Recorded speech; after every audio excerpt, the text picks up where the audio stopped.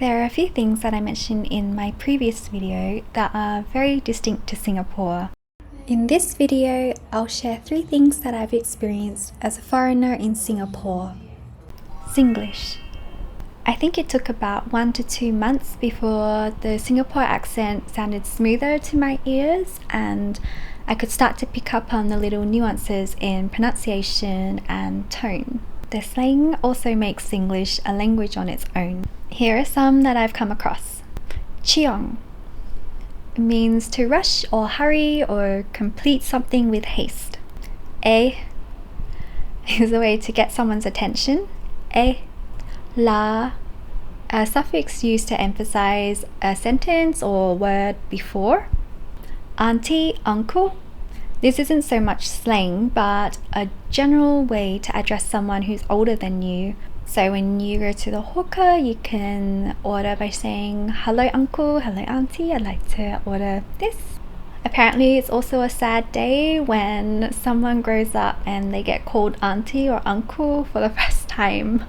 And then you realize, wow, you're much older than the younger generation now. Luckily, that hasn't happened to me yet. Can or not. It's a way to ask if something is possible or not. Funny story, this is the first word that made its way into my brain. I was teaching one of my Pilates clients and after class she asked me if I was available on this upcoming date. I opened my phone, checked my calendar, and without a thought, I said, can. I was taken aback, but my client didn't bat an eye. It was so normal for her. Then it got me thinking, what did I used to say before can?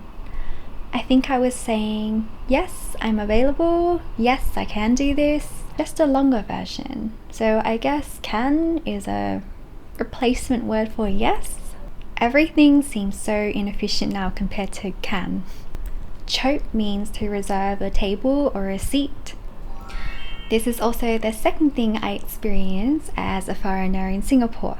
I was thinking, oh, that's nice. They're leaving little tissues for us to use instead of the big chunky tissue boxes. Then I learned that these items of pocket tissues, jackets, umbrellas are placed on the table to call dibs on that seat while the person goes out and orders food.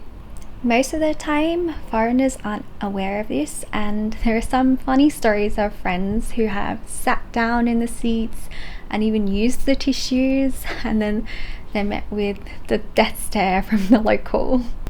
Of course, they never really knew what they did wrong until later on and they found out that it was a way to reserve the seat. The feeling of safety.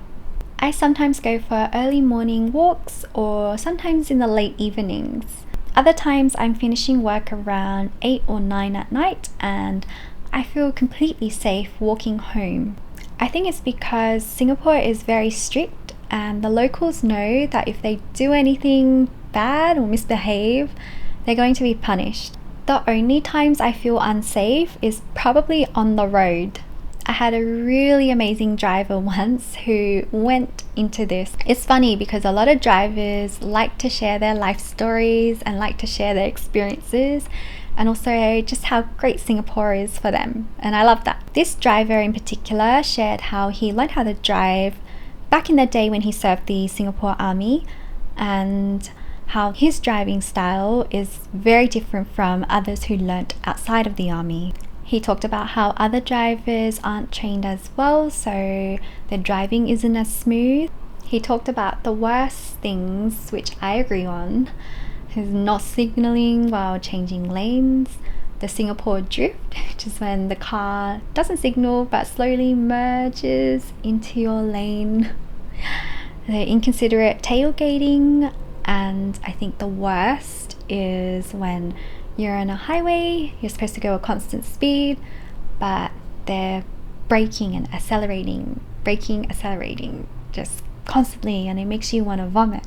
There are many more things I've experienced and have gone through as a foreigner in Singapore. Some other things I've experienced and adapted to are in my previous video as well. Thank you for watching.